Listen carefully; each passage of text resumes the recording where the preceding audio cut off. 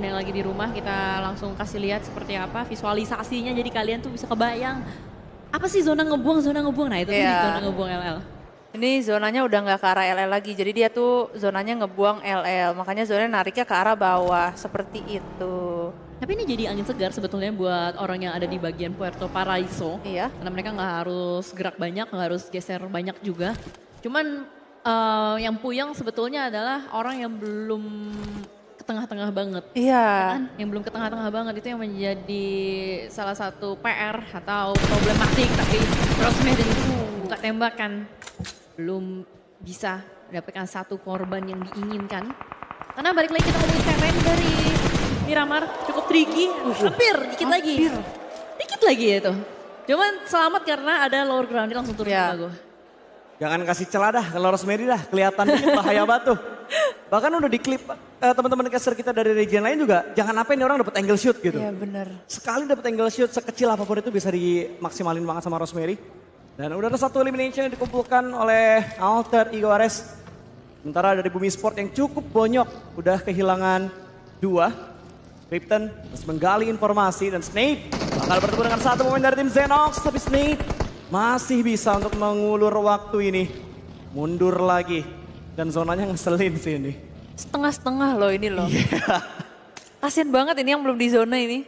Bingung mau ngisi mana. Ini daratannya bakal dikit sih untuk ruang bermain. Apalagi masih 16 tim kan. Baru ada kecolong 3 pemain aja di 10 menit ini. Ibarat kita ngomongin entrance nih cuma ada setengah nih. Setengah lingkaran ya kan? Iya. Setengah lingkaran bawah lewat air. Dan kalau misalkan kita ngomongin Miramar, jalur air tuh jarang banget ya jadi alternatif pasti kan. Iya karena susah sih. Apalagi kan di air nggak bisa nembak ya kecuali naik kapal atau naik hovercraft ya. Ini ada bau-bau zonanya bisa ke area pinggir sih. Tapi let's see seperti apa karena high ground juga udah mulai disecure oleh beberapa tim. Ada yang masih berusaha untuk masuk, masih melakukan rotasi sabar saja. Dan sepertinya ada tembakan yang tidak bisa dielakkan dari pemain-pemain yang ada di bagian utara. Wah. Tapi zonanya terus ke pesisir pantai, setengah lingkaran nih masih nih coy. Gue mendengarkan rasa puas dari para penonton ya. Begitu ngelihat zonanya pindah. Wah ini kalau pro player ngebuka map suaranya berubah pasti ya ampun cowok zonanya cowok pasti ngomongnya kayak gitu kurang lebih. Komunikasi yang terjadi tapi dari arah Dewa yang akhirnya mendapatkan poin-poin tambahan. 2 poin sudah mereka dapatkan hanya tinggal melakukan sebuah confirm elimination. Karena nggak akan ada yang bisa membackup untuk pemain Nightmare yang sudah mereka dapatkan ini. Yes, asal langsung menjadi confirm, langsung ditanam juga oleh dari Dewa United. Dan dimana outer circle juga sebenarnya masih ada pilihan, masih menjadi pilihan lebih tepatnya dari beberapa tim yang bermain. Center zone juga lumayan oke, lumayan tertata. Tapi memang berbagai sisi ini wajib banget dicek karena dari terennya. Zona yang cukup tricky, di sisi lain ada Satar yang sudah menembakkan seorang Grumpy. Mulai terculik satu persatu pemain-pemain, walaupun memang kita lihat dari 16 tim masih cukup lengkap juga. Sudah mulai terdengar ada teriakan-teriakan. Seru banget offline tuh. Ya kan? Emang sih, udah mulai panas nih. Akhirnya kedengeran tuh teriakan dengan inisial M dan berakhiran S. Dari tadi belum kedengeran soalnya. MS. Apa tuh? Apa coba? Yang nonton di rumah gak denger nih, yang nonton di rumah nih. Yang nonton di venue sih kayaknya puas banget tadi begitu teriakannya kedengeran. Depan M. Makanya besok nonton offline. Cuma paling 2 jam 3 jam lah dari rumah Iya, kalian. betul. Santai aja, gak terlalu jauh. Yang ini agak-agak jauh sih memang, tapi begitu disamperin. Masih belum berani untuk membuka tembakan ke arah pemain Xenox yang bersembunyi. Di depan dari truk rongsok ini bahkan melemparkan Hiti lagi menuju ke depan juga bahkan Costa. Sedikit lagi selamat tapi Aan bisa mendapatkan pemain tersebut.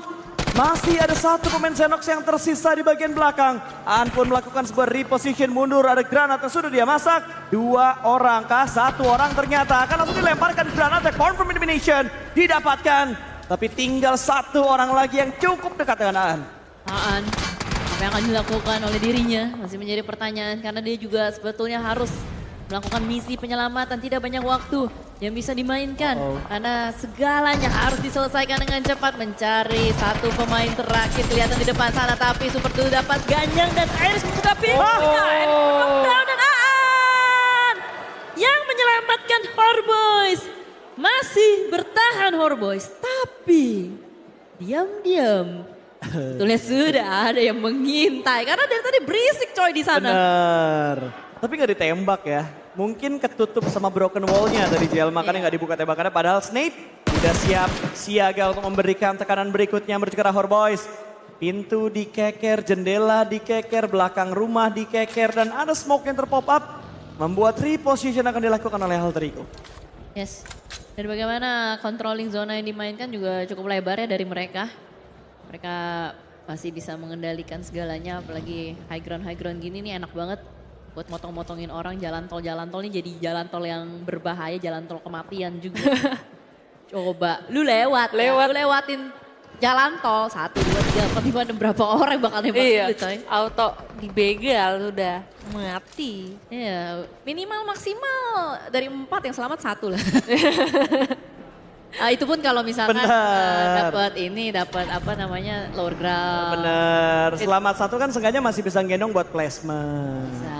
Kalau nggak ketahuan. Kalau ada S dan K berikutnya banyak juga ternyata tuh S dan K-nya. Bener, coba dah kita lihat nih gimana nih orang-orang yang belum masuk ke dalam zona. Karena udah dikunci habis-habisan dari orang yang udah di dalam sedari tadi.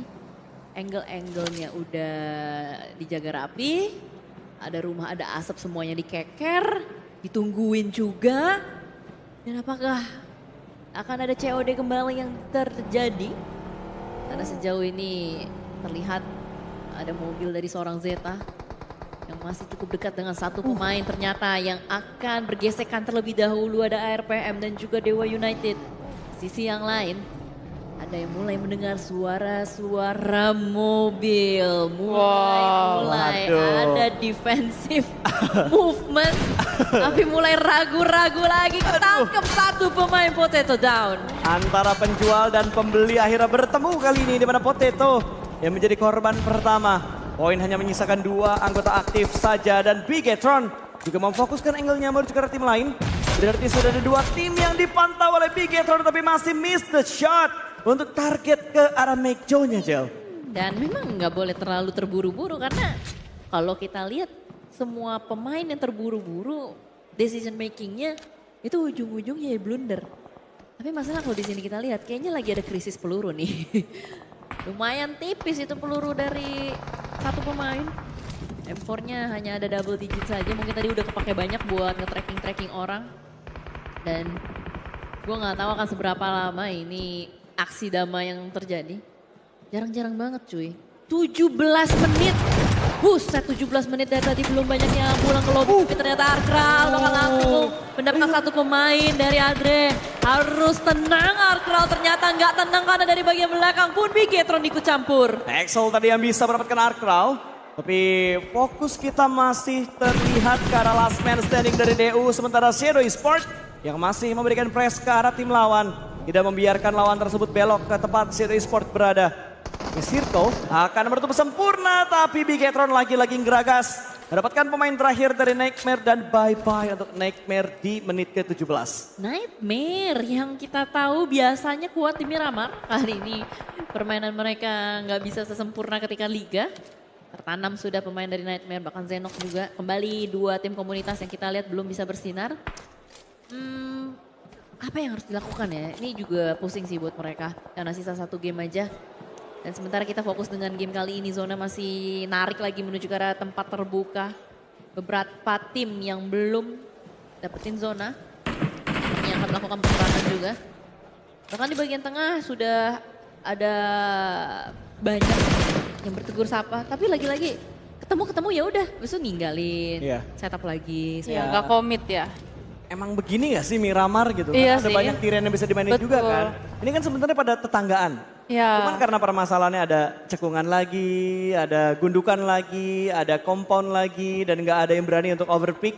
Karena mereka tahu terlalu lama overpick, berdasarkan match sebelumnya juga malah berbahaya untuk mereka. Hovercraft yang sudah mulai berasap, ada reposition juga dari seorang Rionix. Bersembunyi dalam satu area yang mungkin nggak keprediksi oleh tim lawan. ARPM dan mendapatkan 2 elimination. Apakah untuk Miramar ini akan menjadi titik balik untuk tim-tim komunitas? so far belum kelihatan sih ya, masih menjadi tanda tanya juga dan kebanyakan yang ada di sini camping. Mereka nge-hold, gak banyak aksi-aksi. Ya kelihatan lah dari elimination yang di kanan, statistik kalian bisa lihat sendiri ya. 1, 1, 3, 2. Paling banyak juga Horboys tadi, itu pun karena dia perang kan. Kalau misalkan nggak perang ya udah dari tadi cuma nyulik 1, nyulik 2. Efek domino ini pasti bakal kerasa begitu masuk stage ke-6. Yep. Karena udah mulai sempit banget dan Shadow kayaknya bakal mampir langsung menuju ke arah kandang kuda. Ada pemain-pemain Adre di bagian dalamnya. Sudah bersiap mereka tapi Zhao mendapatkan seorang Yoru. Dan di mana dari Mastery akan menantang satu pemain dari Adre. Masih dijigil-jigil tipis saja. Tapi Mastery mendengarkan stepnya. Terdengar ada adu cross combat. Tapi Shadow down satu persatu menyisakan last man standing yang ada di mana kita belum kelihatan. Red Face bakal menjadi pemain terakhir dari Shadow Esport. Heal up-nya sudah berhasil dia lakukan, tapi health bar masih belum 100%. Belum ada boosting yang dilakukan oleh seorang Red Face. Gak ada boosting ternyata, gak ada painkiller, gak ada energy drink. Dan Red Face harus bertahan di lantai 1. Free Fire dia mainkan juga jump shoot. Mau naik ke bakar, gak punya ruang gerak dan granat pun masuk. Membuat Shadow Esport hanya bayang-bayang mereka saja yang tersisa. Gila Adre, bagus banget defense-nya tadi dibuka dengan satu Zhao kalau nggak salah. Zhao yang bisa dapetin satu pemain Shadow dan definisi Shadow mau ngeritik malah mereka yang gagal. Tapi Alter Ego dan juga RRQ akan bertegur sapa saat ini. Rosemary mendapatkan seorang Nerpeko bahkan langsung di screening menuju ke arah bagian sektornya. Tapi stay pun down dan ada tembakan dari seorang Biren. Rosemary berusaha untuk melakukan backup dari bagian kejauhan sana. Tapi masalahnya kepala suku sangat dekat sekali dengan lawan-lawan yang mengerikan apa yang akan mereka lakukan karena lapar pun langsung menanam seorang Snape. Snape pun tumbang kali ini dan RRQ. Dua anggota mereka juga berhasil ditumbangkan tapi masih ada revive yang bisa mereka mainkan. Tapi Alter Ego semakin terperosok mereka. Satu persatu anggota mereka ditumbangkan, hanya tinggal Rosemary yang bakal menjadi pemain terakhir. Ada Kanza di bagian belakang dari seorang Rosemary. Sementara DU sudah dipulangkan dari lobby dan Rosemary mengubah angle-nya menuju ke arah Kanza. Close combat terjadi 1 melawan 3, 1 melawan 4. Regroup dilakukan oleh Kanza memberikan follow up ke arah depan dan Rosemary harus bertahan seorang diri. Harus berfokus menuju ke arah dua tim yang berbeda. Granat dilemparkan tanpa dimasak lama. Rosemary melakukan reposition. Belum ketahuan posisinya tapi granat dilemparkan dari arah atas. Membuat Rosemary harus kehilangan darahnya.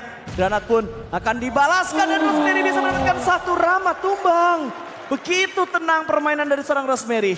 Dan dengan adanya satu knockdown membuat adanya delay waktu tapi RRQ lapar. Menyala granat lapar coy. Rosemary terlalu fokus dengan apa yang di depannya sehingga lupa dengan apa yang di belakang. Well, itulah yang terjadi ketika mereka terjepit depan dan belakang. RRQ yang bertahan, RRQ yang masih berada di bagian rumah panjang. Mereka menjadi satpam zona. Sementara itu, di sisi lain tadi kita melihat juga ada retake yang berhasil dilakukan oleh Voinchekri. Satu gubuk derita yang sempat ada penyusupnya dan kali ini sudah mulai dibersihkan. Sementara dari Andung, akhirnya kita melihat mereka sampai ke late game ya. Iya. Sampai 20. Iya. Dan tadi memang ada sih mereka sempat yang survive di apartemen gitu. Cuman kayak pas mau eksekusi terakhirnya itu Gagal, iya. Gagal. Let's see. Apakah ini titik balik dari Anu atau enggak karena dari Mekjo pun sedang menantang Bumi Sports. Ada granat hampir menumbangkan seorang Acul tapi di mana dari Satar sangat dekat sekali. Kelihatan di depan sana. Ngefront tanpa perlawanan. Dan Satar memegang senjata haram coy. MG3 bro. Terlalu sakit untuk jarak dekat pastinya dan mudah saja tadi untuk Mekjo mendapatkan elim keempatnya. 9 tim tersisa. Kanza yang masih beranggotakan 4 anggota mereka karena knockdown yang didapatkan seorang Rosemary tadi tidak sampai menockdown. Rama kembali lagi bisa dibangkitkan tapi battle berikutnya bakal terjadi antara RRQ dan juga tim Kanza. Granat demi granat sudah mulai di setup. Respon dari RRQ juga begitu baik tapi Federales di arah lain bisa menjatuhkan pemain dari ARPM. Rionix dipulangkan poin keempat untuk Bigetron by Vitality. Kejadiannya begitu cepat. Sangat cepat. Entah siapa yang nabrak, entah siapa yang... Limboy. Apa? Limboy. Oh Limboy, oke. Tiba-tiba ada Wah, granat better lagi. kejepit ya. Kena dari Odesi sama dari Limboy tadi. Yes, betul. Posisinya ada di gorong-gorong, nggak terlalu nyaman. Tapi gimana caranya mereka akan bertahan dan keluar. Ini yang akan menjadi Wow. sajian spektakuler. Dan granat dari Hexas. lagi-lagi memakan korban jiwa di sisi lain. RRQ dan Kanza pun masih bertekuk. Oh. Federales lagi. Yang granatnya connect menuju ke arah seorang Limboy. Menukar granat Israel Hexas. Menebar terornya menuju ke arah Bigetron. Membuat Federales menjadi last man standing saat ini. Dan akan ada timpukan menuju ke arah satu pemain Odyssey. Tapi ternyata Federales disambut oleh Herlings. Mejo jadi malaikat pencabut nyawa dari sisi yang lain lagi. Berarti Better nggak ke-sandwich sama 2 tim. 3 tim. Iya. Karena Mejo juga memantau dari jarak yang begitu jauh tadi. Memberikan kejutan menuju ke Bigetron dan mereka harus puas dengan 5 elimination di match me Ramar ini. Pandum bertemu dengan Odyssey. 1-2 granat dilemparkan tapi masih belum bisa mendapatkan knockdown ke arah Odyssey. Dan ini kalau kita lihat posisinya yang masih lengkap lumayan banyak ya. Bahkan bisa dibilang almost all the teams masih lengkap dengan manpower. Hanya ada satu tim saja yang pincang dan mereka akan bermain super pasif. Dimana dari Pandum sepertinya tidak akan mengulang kesalahan yang sama tadi untuk ya udah nih rotasi greedy, asal turun, asal sembrono. Terlihat lebih banyak spekulasi yang dilakukan, kalkulasi terlebih dahulu. Sementara Zeta kembali kita melihat, ya pun mulai menebar terornya menuju ke arah pemain-pemain dari RRQ, tapi pergerakan dari Pandum masih belum terbaca kira-kira akan ke arah mana, tapi memang ada yang sangat berdekatan sekali. Entah akan kontak atau tidak. Yap, kontak atau tidak tergantung dari arah pergerakan berikutnya nanti. Foxy masih nahan dan somehow Voin dengan 2 pemain yang tersisa, dengan decision yang udah mereka susun juga, ngebuat mereka bahkan masuk sampai ke arah top 5 hanya dengan 2 pemain aja, Jel. Ya, karena tadi dia berhasil retake tempat dari Yap. Dewa tadi yang lost standingnya itu. Dimana masih terus aja zoning out dilakukan supaya lawan-lawan tidak mendekat menuju ke arah checkpoint dari Moichekeri. Sementara Leonese terlalu terbuka. Lihat bagaimana dari Zeta terus menerus membuat lawan-lawan yang ada di sekitarnya kalang kabut, bingung, setengah mati. Tapi close combat tidak terelakkan antara RRQ dan juga Pangeran Mejo. Viren sangat dekat sekali, Daiput mendapatkan seorang lapar. Viren akan berusaha untuk menyelamatkan seorang lapar, tapi tidak ada waktu. Pangeran Mejo terlalu dekat, bahkan damage terlalu dalam. Viren panas, bahkan ada mobil terbang. Puyanglah RRQ, mau kemana? Pandum datang menggantikan posisi RRQ saat ini. Tapi Daybot lihat memasak sebuah granat cukup batang, maka dilemparkan tipis saja dan granatnya meletup mendapatkan pemain dari tim Pandum Mejo. Make a play, Pandum dipulangkan di titik di mana RRQ juga pulang ke arah lobby. 13 eliminations untuk Pangeran Mejo.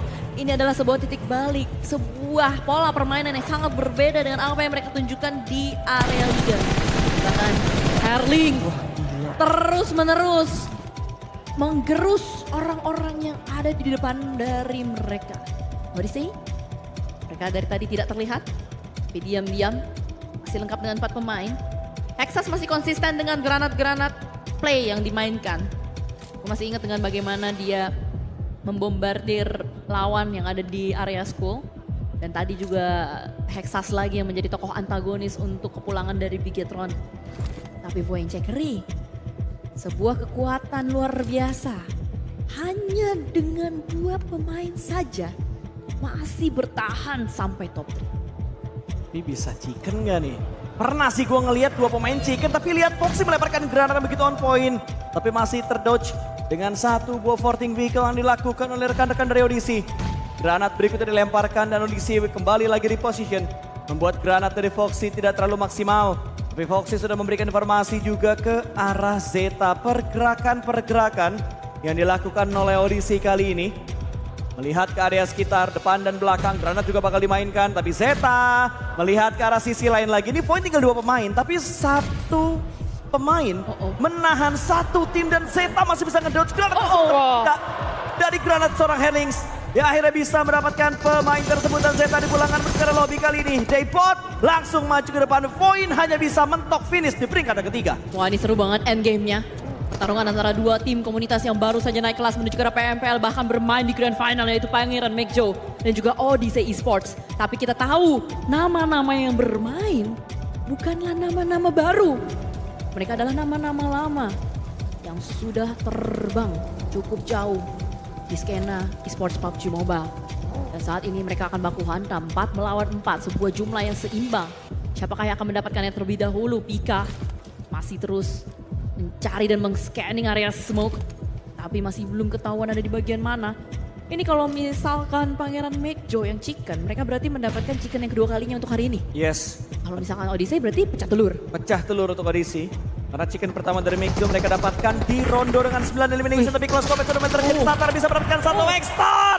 Dipulangkan, tapi Hexas melakukan sebuah trade up dengan P90-nya. Pika membackup dan itu dia DBS dari seorang Pika menjatuhkan korban kedua bagi tim Meikjo Herlings. Terlambat, ada di balik sebuah pohon. Frontshot dimainkan juga, tapi P90 yang ternyata belum bisa memulangkan Meikjo karena lobby chicken kedua untuk Pangeran Meikjo. Pangeran Meikjo datang dari mana